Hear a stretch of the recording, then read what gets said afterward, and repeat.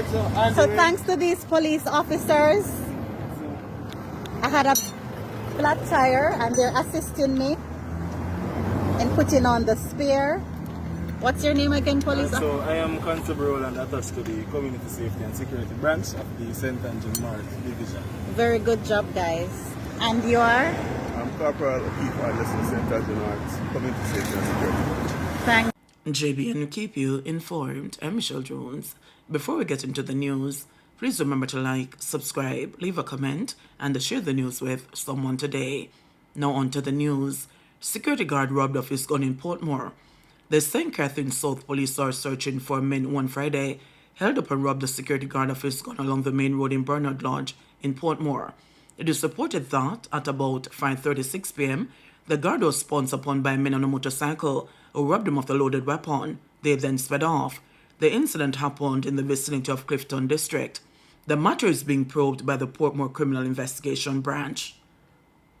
Man arrested following alleged shootout with police in Old Harbour. The Old Harbour police in St. Catherine on Friday arrested a man who was among men who allegedly engaged cops in a shooting during an operation to recover a stolen car. The police say a loaded Browning pistol was seized in the incident. It is reported that at about 5 p.m., the police in Old Harbour spotted a Honda Stream motor car, which was reported stolen in Maypen, Clarendon. The vehicle was intercepted along Old Harbour Road. Upon reaching the Nightingale Grove community, the vehicle crashed into a ditch. Occupants reportedly exited the car and fired shots at the police. No one was hit. A male occupant of the vehicle was held. The Old Harbour Criminal Investigations Branch is probing the matter. Road crash in Clarendon blamed on malfunctioning traffic signal. A malfunctioning traffic signal at the intersection of Glenmuir Road and the Maypen Toll Road in Clarendon is being blamed for this morning's crash, which left a medical doctor with serious injuries. The male doctor was a passenger in a car which collided with a hearse at about 8:30. According to the driver of the hearse, it was heading toward toll gate when, upon reaching the traffic light, the other vehicle pulled out to make a right turn, leading to the collision. He said one person was injured. A passenger from the hearse said the stoplight has been faulty for some time. On my way down, upon coming up to the traffic light, which the light wasn't working, the lady pulled out, going right, I was going straight, and there was a collision. Whereas two persons, well, one person so far injured, very sure about. The driver of the car, she seems to be alright. The hearse driver, fine, but I think mainly the light was the main. At what point you realize the light start to work? Maybe about 15 minutes after the incident. What do you think maybe happened to the light? No man, the light defective. Because on more than one occasion I pass here and the light now work. Justice of the Peace Ian Dyke, who was the first to arrive at the scene, said the injured person, who appeared to be in the medical profession, remained on the ground for about 45 minutes before help arrived. The sore point about this thing, actually, it took 45 minutes to really see a presence of the ambulance to assist the doctor on the ground in pain, serious pain and all this thing. This could be me. It really hurts me because I could be the one in this situation. And that length of time, to me, it's not good, right? We need more resources, we need quicker response as it relates to these kind of accidents. Now the person could be there on the ground and die there, right? So, I mean, I'm just imploring that the government, whoever that's in charge of medical, the health services, quicker response time is needed. Twin brother denied visa to attend funeral. Roy Smith, the twin brother of Roy Smith, the 71-year-old man who collapsed and died on the floor of the Sangster International Airport in Montego Bay, St. James last month, is now in distress after being denied a United States visa to attend his siblings' funeral in Orlando, Florida tomorrow. He desperately wanted to attend the funeral, but he was denied a visa by the United States Embassy, said Raymond Smith, the distraught man's son. The whole thing has made him sick.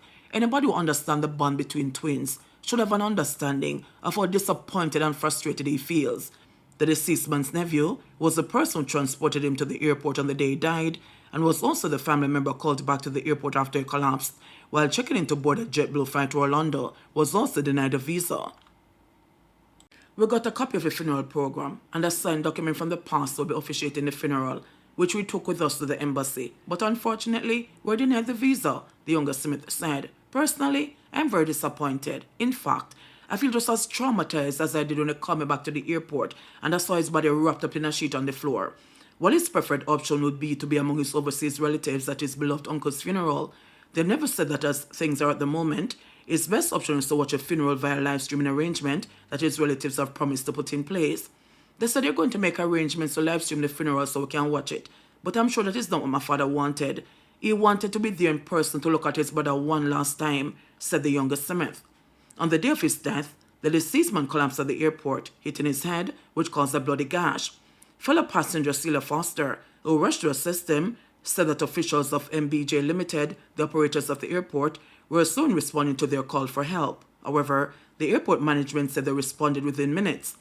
At the time of Smith's death, no ambulance was on the compound at the airport, but MBJ Limited said that at the time, an arrangement was in place of an emergency ambulance service available on call. Since the incident, Transport Minister Darrell Vaz has given a directive that an ambulance be stationed at the airport during operating hours.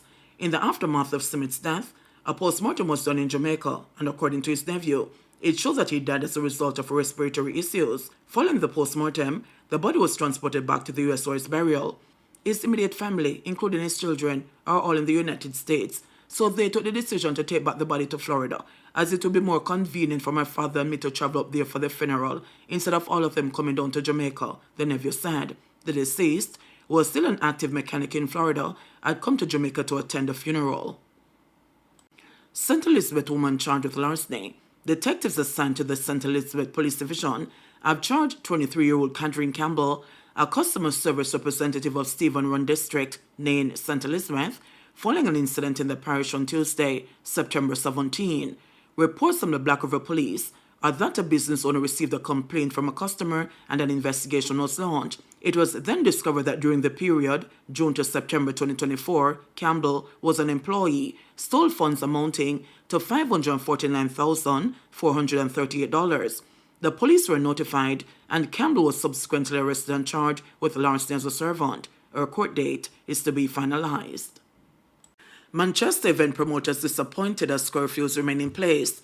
Disgruntled party promoters in Manchester were hoping to arrive at a consensus regarding the hosting of events amid a spate of crime in the parish were left disappointed following a town hall meeting with Minister of National Security, Dr. Horace Chang.